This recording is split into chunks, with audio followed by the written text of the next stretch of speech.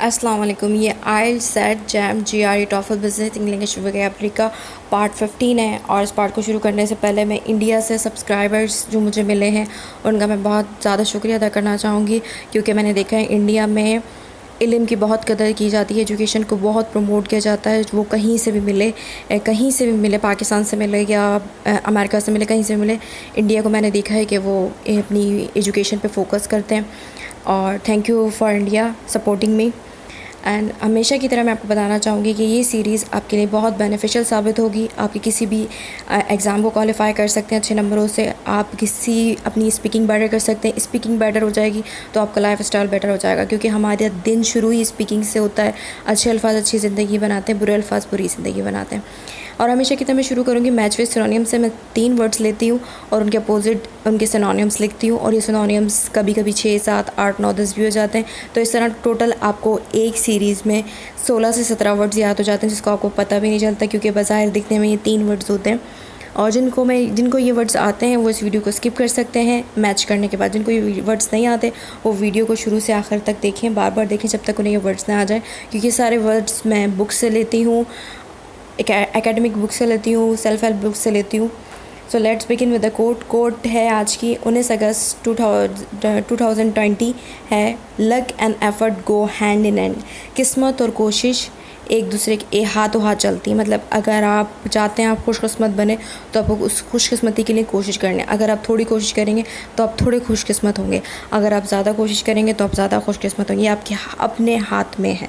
First word is clustered. Clustered मैंने यहाँ as adjective use किया है। इसका वर्ब फॉर्म होगा क्लस्टर।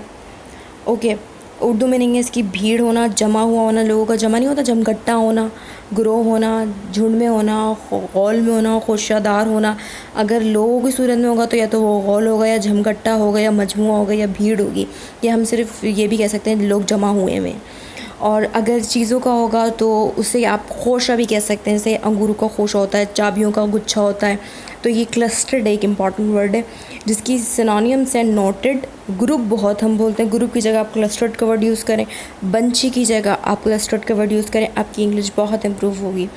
मेरे ससुराल वाले घर में जमा हुए थे, मतलब मेरे घर आए हुए थे, बहुत सारे लोग थे तो वो जमा हुए थे। My in laws were clustered in my house. बाज़ार के स्टाइल के गिर्द लोगों का मजमुआ था या लोगों की भीड़ थी। Pupil clustered around the market stalls. तालिब इल्मों का ग्रोह नोटिस बोर्ड के गिर्द था। Students group clustered around the notice board. अब मैंने यहाँ पे ग्रुप लिख दिया गलती से, तो आप इस ग्रुप को कट कर दीजिएगा। Students clustered around the notice board. Next word is articulate.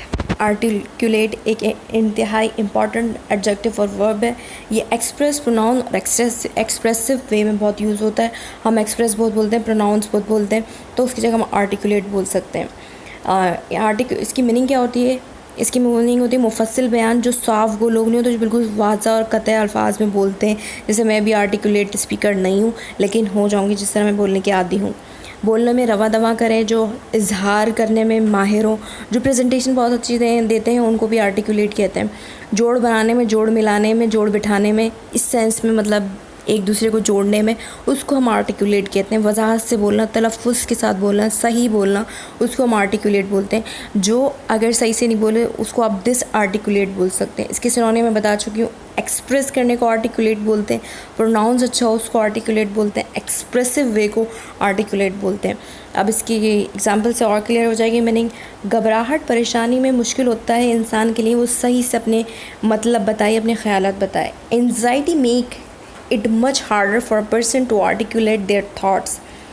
एक बच्चा सही तलफ़्फ़ुज़ के साथ तकरीर नहीं कर सकता। A baby can not use articulate speech.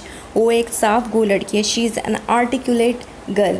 Next word और last word is deceptive. Deceptive एक एडजेक्टिव है। कभी कभी क्या होता है कि हमें पता नहीं होता कि हम डिसऑनर किसी को बोलना चाहते हैं कि तुम बेईमान हो, तो हम मिसलीडर, तुम बेकार हो मुझे, तो हमें कभी कभी मिसलीडिंग इस तरीके से बोल देते हैं, डिसऑनेस्ट लगा देते हैं। जैसे हम डिस लगाते हैं या मिस लगाते हैं तो वो ऑटोमेटिकली इंटोनियंस या नेगेटिव सेंस में चला जाता है। तो मैं यहाँ पे पॉजिटिव स्पीकिंग की बात कर रही हूँ, तो मैं पॉजिटिव वर्ड दूंगी नेगेटिव सिचुएशन को पॉजिटिवली डील करने के लिए।